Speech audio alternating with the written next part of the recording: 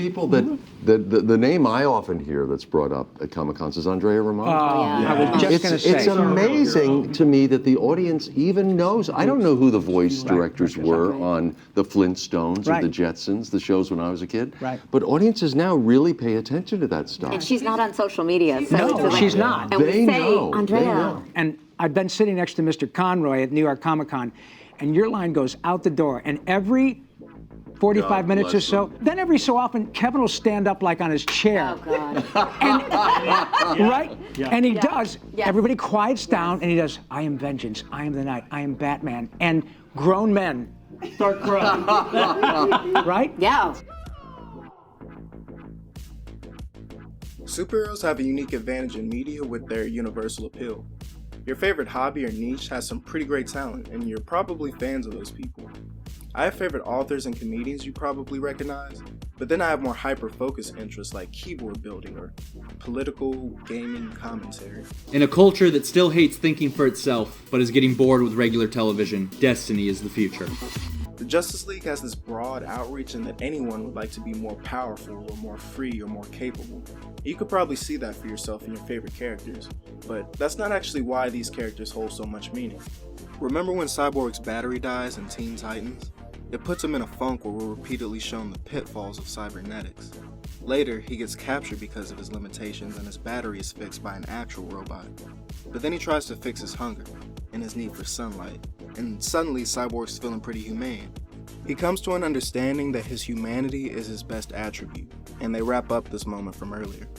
They continue this lesson during a training session in Season 2, where Cyborg is the only Titan unable to push himself past his limits. Robin's trying to encourage him while he's dying beneath these massive plates, and he gets pancaked in front of the entire team. My muscles are mechanical now. Limits are built in. No matter how hard I try, 100% is all I've got. By the end of the episode, he defeats a robot he previously viewed as superior because of the willpower he believed he no longer had. And that's what's missing from the Justice League. It's why you had a favorite Raven, but no one has a favorite Stormtrooper. It's the difference between 300 and totally accurate battlegrounds. Most of the time, the action should be enough, but we're running so low on all gauges, the animation is lacking, they keep staring at each other, they don't fight at all. This movie is an hour and 30 minutes and they spend 10 minutes fighting literally. Why are we even here? Who is this for?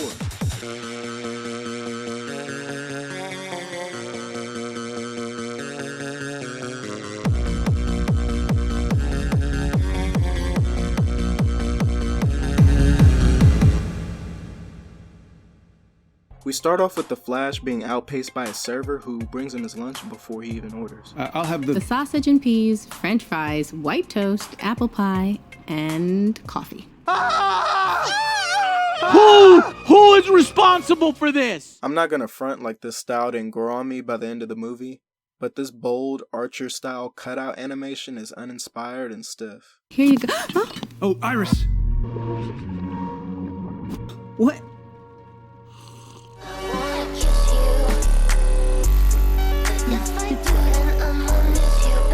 I'm Barry Allen, by the way. You're a reporter. News writer. Barry locks eyes with this beggar and it triggers his fight or flight, so we time slip into our first battle. And he's kinda slow.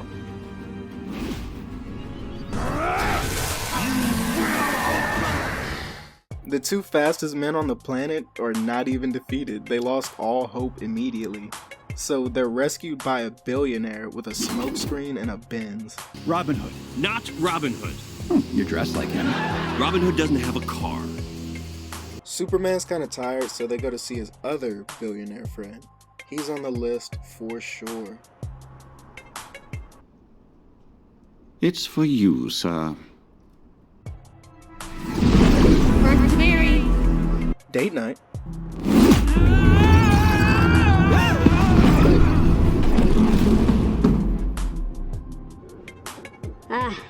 I'm coming. Hello. Barry.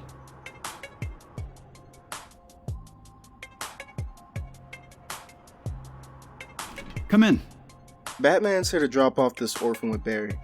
It's pretty random, it's never brought up again, and I'm moving on. Is he going to die? I'm not convinced he can die. Based on its abilities, I suspect that this pointless attack in Metropolis was just subterfuge. But whatever that is, we'll have to wait until morning. There is no subterfuge. As he just explained, the robot was built to drain meta energy. He did exactly that, and there is no other motive. Bruce, I'm sorry about all of this. I didn't know where else to go. Relax. It's not like he's gonna kill us to keep his identity secret. You're not, right? The four of us are forming some kind of super team? No, not just the four of us.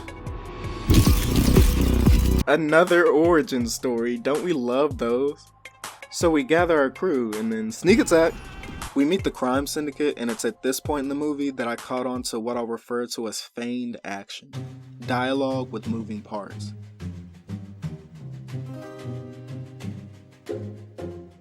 It's when we're teased to fight with our villains, but then Barry falls on his ass. It's when the crime syndicate unanimously agree to kill themselves after we're pump faked a second time before they cut away and disappear the cast before you come back. It's the Flash getting expo dumped while he zips around saving the extras. Which actually isn't even super speed in a movie this boring. It's just slow motion. You may have my powers, Storm, but you have almost zero imagination about using them. The premise for this movie isn't even bad, but we never know where or why we are. We spend the entire movie being passed around time in a confusing, disruptive way that can't entirely be conveyed without just watching the movie.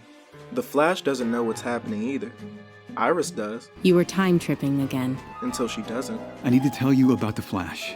You mean Jay Garrick? My whole life flashed before my eyes. My kids will not be watching this garbage. We'll be watching Superman Doomsday. You know, Justice League Doom, Mask of the Phantasm. These movies have more action, action within the action is faster, the movie begins and ends with action, and they're legitimately funny. Superman, you've been a very, very bad boy. I might have to mess up that pretty face of yours. That's it. Come to Papa.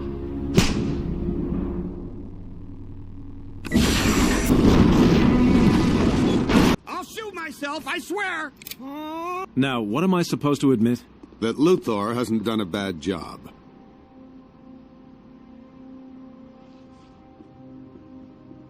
Oh, never say the M word in front of Bruce. It makes him nervous. I did some research to confirm my biases and came to realize that Lex has a trope of being this outrageous misogynist that gets outsmarted by the women he takes advantage of. That's a tasteful way to write a character flaw. God bless America. God bless me!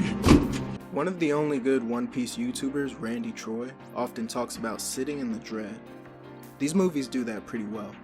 It's when the writer allows the villain to maintain his control of the conflict for an extended amount of time. I remember seeing Doomsday for the first time and being so shook at the idea that the hero protagonist could die. And it was Superman. Flashpoint Paradox had this incredible climax where it became clear that he wasn't going to be able to reverse time and save the world, but at the same time we got this huge overview of the battlefield and our heroes are fucking dying. Infinite Earths could never compare. They lack the intensity needed to begin with, but even if they did have it, they'd run from it. These aren't characters where you can look at their attributes and say, damn, I want to be just like him. Look at how hard he hits. You see his neck? Is this the Batman you want to be? What are you doing? You calling it an airstrike? It's our best option. We have to act now. While Flash still retains some of his speed, he can clear before... You start dropping bombs? Bruce, this is the grand opening. What are you doing? It's too dangerous. The civilians. Don't confuse weakness with compassion. They're not a state, they're a territory that's about to probably get eviscerated and go away here shortly, as we're gonna turn that into a parking lot. But I've made it my mission to target anti-Semites. I will not tolerate hate or anti-Semitism. I don't have low expectations for the Justice League, but I'm not looking for much. I generally haven't enjoyed the few newer movies I've seen, but they were serviceable, and that's all I asked for. From here we wrap up with the Doomsday segment of the movie, and I actually had the least amount of complaints here. It wasn't any better, in fact it was equally bad, but the time slips never came back, and I could actually just watch the fucking movie. I've been sent to gather Earth's greatest champions. Well, we've got Green Arrow, Vixen, Green Lantern right here. Who the fuck is looking for Green Arrow to save the universe?